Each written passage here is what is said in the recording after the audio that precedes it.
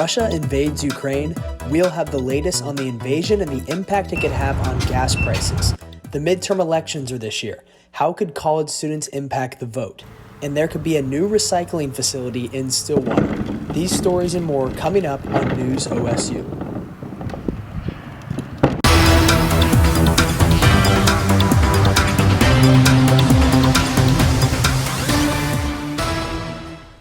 Hello and welcome to News OSU. I'm Dallas Haggerty and today is Tuesday, March 1st. We're glad you're with us.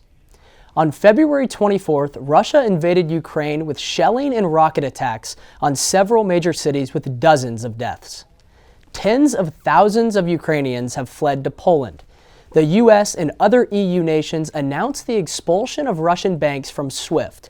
Ukraine's president is applying to become an EU member to continue to protect Ukraine.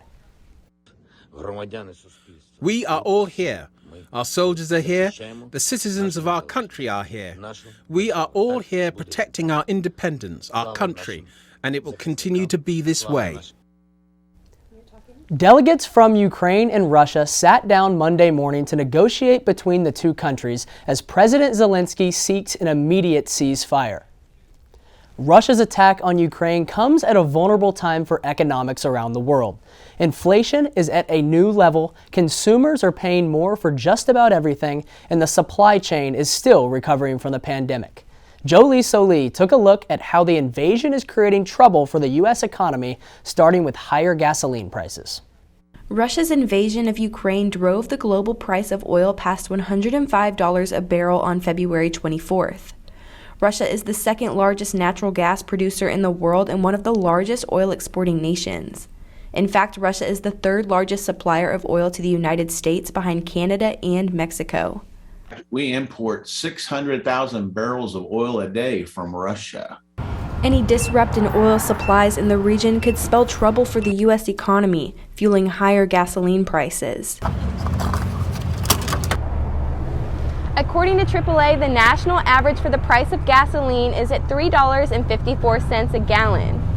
Any disruptions from Russia or Ukraine would likely cause prices to go even higher. Gasoline prices bumping up would hurt consumers, especially working-class Americans who tend to drive more and also drive older, less fuel-efficient vehicles. You know, it's going to change everything. You've got people driving company trucks that, that's still, you're having to pay for the gas. The company is having to pay for the gas, regardless if you're the one driving it or not. So that takes more money out of the jobs and out of, the allowances you have for things. So if gas keeps going up, it's going to get harder and harder, to make it to work. For now, there are no signs of disruptions in Russian energy exports, but the concern is that Russia would somehow curb oil exports if they really feel backed into a corner. Whenever you have conflict, it creates uncertainty. Uncertainty drives up the price of everything. And then on top of that, when you talk about a major producer of energy being the culprit, it's expected that gas prices will climb to $4 a gallon during the second quarter of this year before dropping to $3.30 a gallon in the second half of the year. For News OSU, I'm Jolie Soli. President Joe Biden will deliver his first State of the Union address tonight at 9.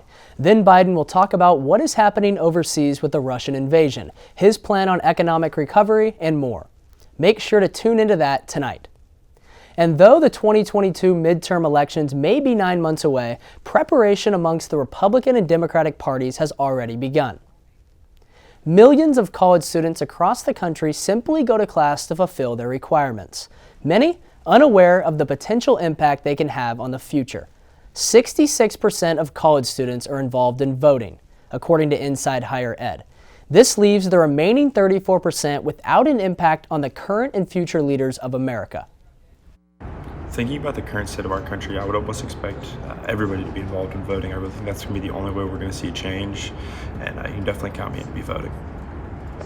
Oklahoma has notoriously been considered a Republican state. However, with a college home to over 25,000, voting in Stillwater could be seeing a shift in the normal curve. To find out more about where your polling place is or how to register to vote, go to oklahoma.gov/elections. Filing your taxes can be intimidating. Between W-2s and 1099s, it can be confusing to know how to start. Mark your calendar because April 15th is tax day. Whether you're filing your own taxes or getting a financial advisor, here are a couple of helpful tips. You have all your information pulled together. What's pretty important this year that's unusual, but your accountant really needs to know, is how much of the stimulus, if any, that you received. President Biden released 3 rounds of stimulus checks. Gum says if you make over a certain amount, you might have to pay taxes from the stimulus check. She recommends people to plan ahead and decide early if they should get a financial advisor. In 2012, Stillwater residents fought hard to get curbside recycling. Now, trash rates are going up to accommodate a new plan for recycling in Stillwater. Even if you don't recycle, you are paying for this new plan.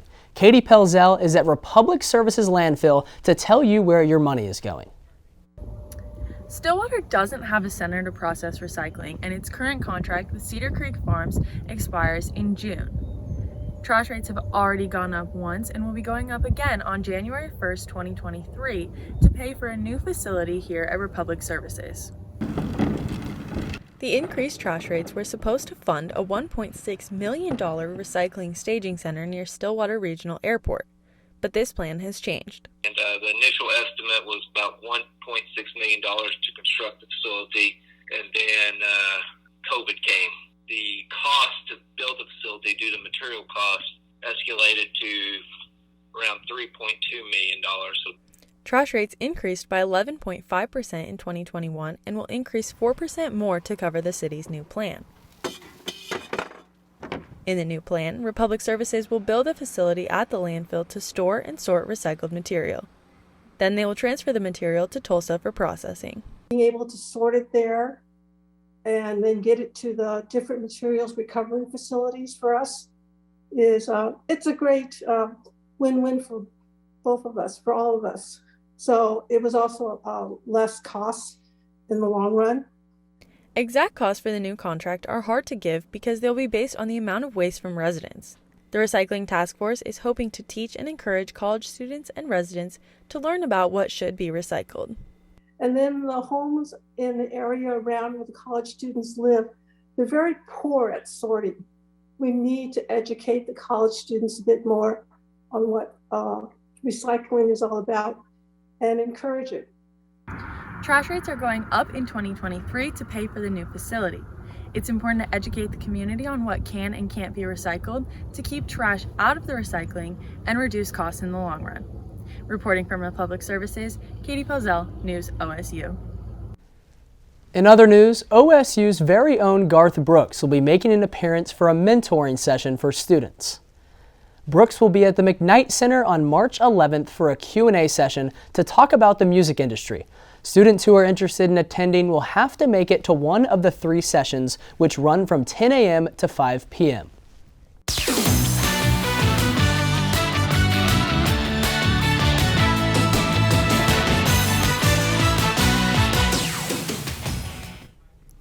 It has been a tough month for OSU men's basketball, dropping their last 5 out of 8 games.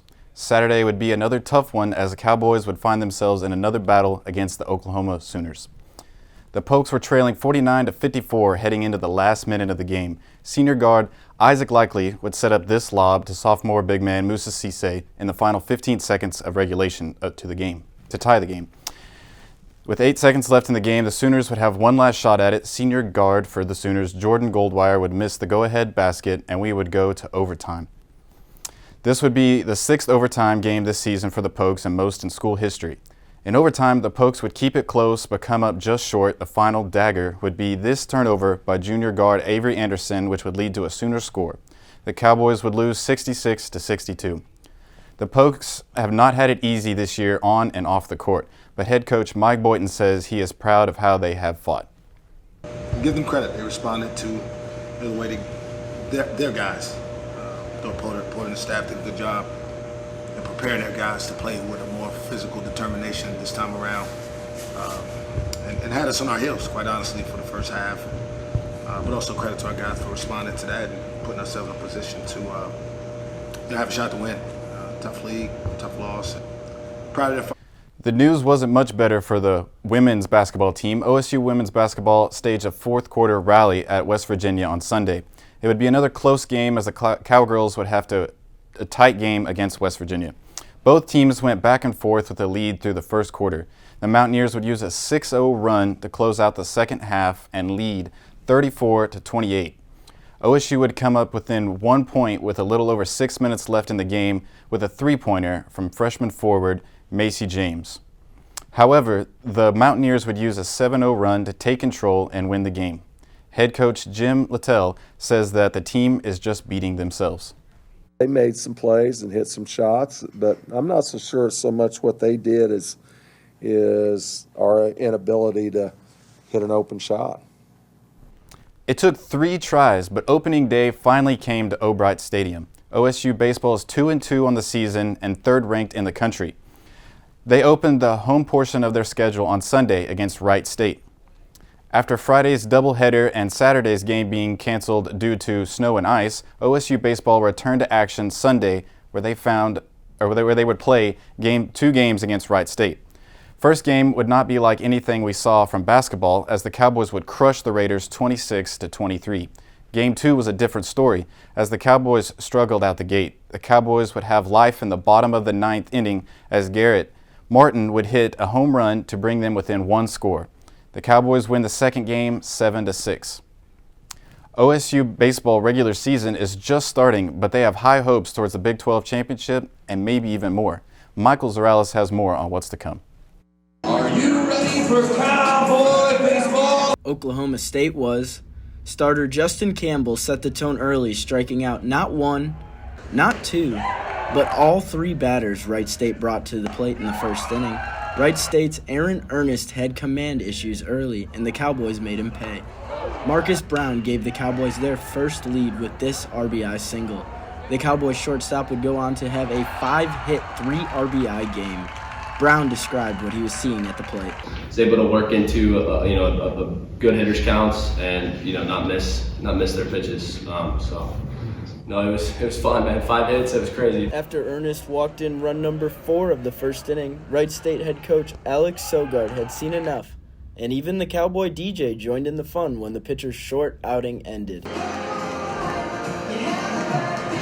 And rightfully so. The Cowboys saw 12 at-bats in a 9-run first inning that set the tone for a long day of baseball in the visitors' dugout. I think when you get up 9-0 in the first inning of a game, rarely can the other team overcome that. Clearly, that game got away from them. We're live from O'Bright Stadium where the Cowboys defeated Wright State 26-3 in their home opener in their best-of-2 doubleheader against Wright State. Next on the mound for the Cowboys is Bryce Osmond. In his last start against Vanderbilt, he gave up 3 runs in 5 innings pitched in a 7-5 victory for the Cowboys. Osmond had a command issue Sunday. He walked 6 batters, giving up 3 runs in 4 innings pitched. The Cowboys were able to pull it off after a 4-run 9th inning comeback, winning 7-6 in 10 innings. The Cowboys improved to 4-2 with the sweep and will be back at O'Bright Friday at 4 p.m. for the first of 3 with Gonzaga. For News OSU, I'm Michael Zorales. That's all for sports. We'll see you next week. And that's News OSU for Tuesday, March 1st. I'm Dallas Haggerty. We'll see you next week on News OSU.